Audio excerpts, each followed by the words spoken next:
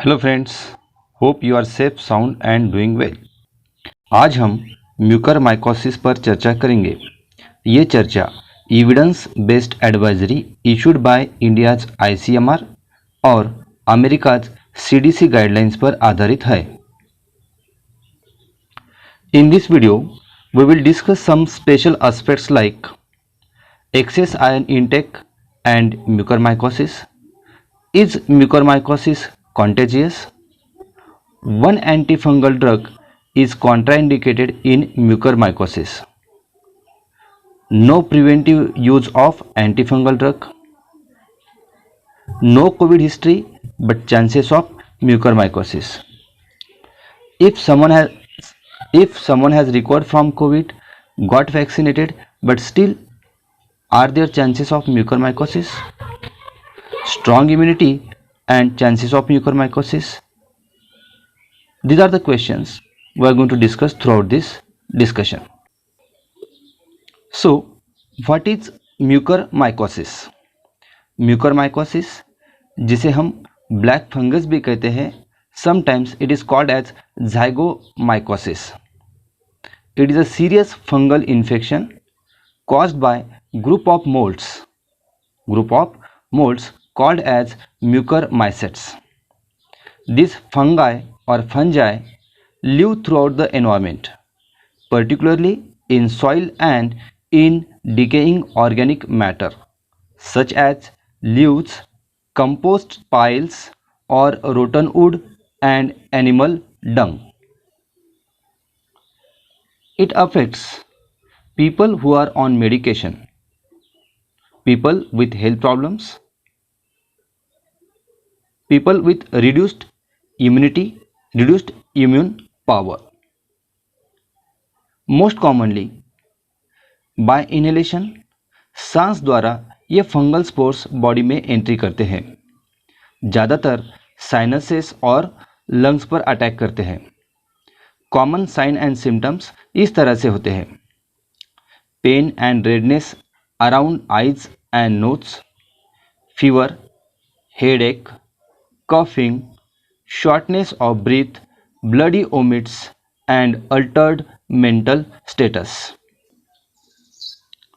Major risk factors: uncontrolled diabetes mellitus, immunosuppression by steroids, prolonged ICU stay, tissue or organ transplant, cancer patients, and voriconazole therapy. Now, most importantly, how to prevent? As per possible restrict movement, बाहर घूमना नहीं है। When we are moving outside, use good quality mask, particularly when we are visiting dusty areas, construction sites, because dusty areas में construction sites पर mucormycosis के spores होने के ज़्यादातर आसार होते हैं। Then wear shoes, wear full pants, जैसे कि दिस इज समर है और ज़्यादातर लोगों को शॉर्ट्स पर घूमना अच्छा लगता है, शॉर्ट्स पर रहना अच्छा लगता है। No, we have to wear full pants, full trousers along with long sleeve shirts. And if we are working और if we are handling soil, then we have to wear gloves, particularly during gardening, while handling moss or manure. Then maintain personal hygiene, including thorough scrub bath. Now, special advisory for healthcare professionals. When to suspect? Particularly in COVID-19 patients, diabetic patients, and immunosuppressed individuals. These are most important factors: COVID history, diabetic patients, and patients with immunosuppression therapy or treatment with immunosuppressants or steroids. When to suspect? First, nasal congestion, rhinorrhea, that is runny nose, blackish or bloody nasal discharge, Facial pain. Here the pain, particularly local pain on cheekbone, one-sided facial pain, numbness or swelling. Now about teeth, toothache, loosening of teeth. About vision, there is always blurred vision or sometimes double vision. On skin, there is some skin lesion and fever. There is a worsening of respiratory systems or chest pain. Blackish discoloration over bridge of nose or palate. Now some important aspects of management of mucormycosis. Here are some do's and don'ts. To start with, do's: control hyperglycemia, then monitor blood glucose level. Monitor blood glucose level of diabetic patients, and also post COVID-19 discharged patients. It doesn't mean that we have to monitor the diabetic patients only. We have to monitor the blood glucose level of COVID-19 patients who are not diabetic. As far as use of steroid is considered, use steroid judiciously with correct timing, correct dose and duration. Now some don'ts of management. Do not miss warning signs and symptoms.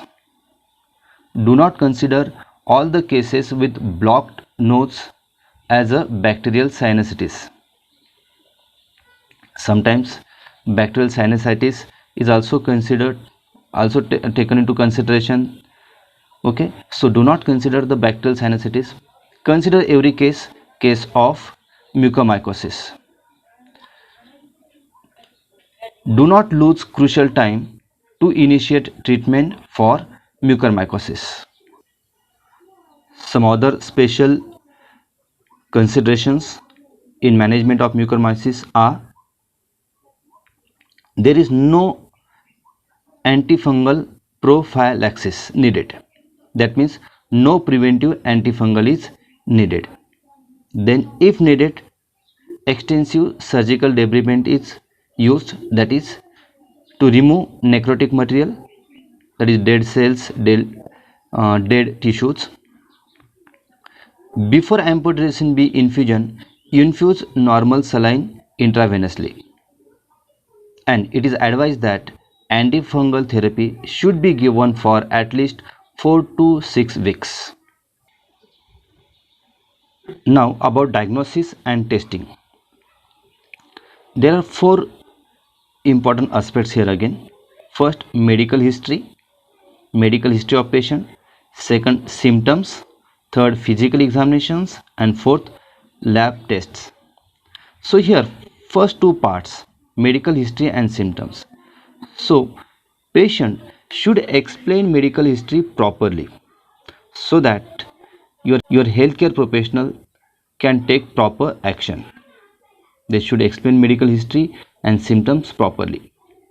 So here I would like to request pharmacy students to prepare patient medication record of your family members, of your neighbors. Patient medication record. If you wish to have detailed information, if you wish to have detailed literature or how to prepare medication record, you can contact me. We'll discuss in next video patient medication record. So first part medical history.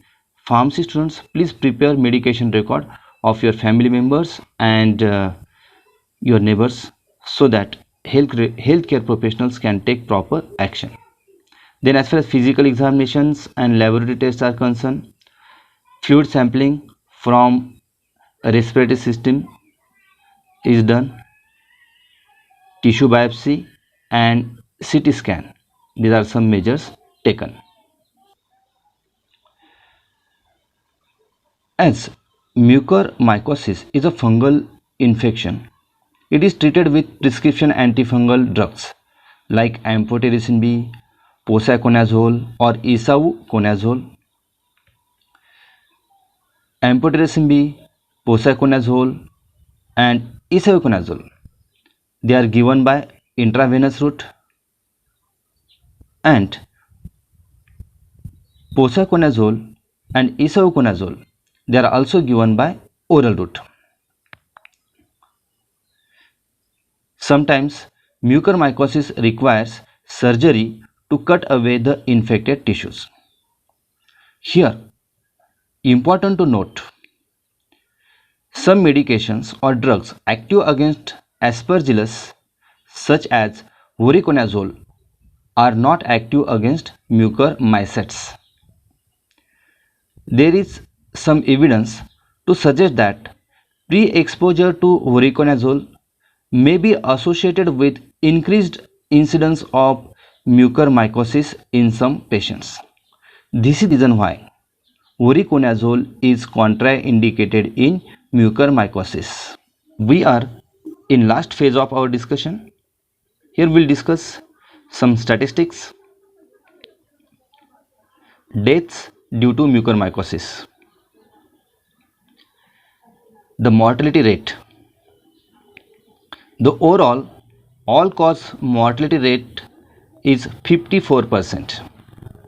54%. Mortality rate was 46% among people with sinus infections, 76% for pulmonary infections, and 96% for disseminated mucormycosis.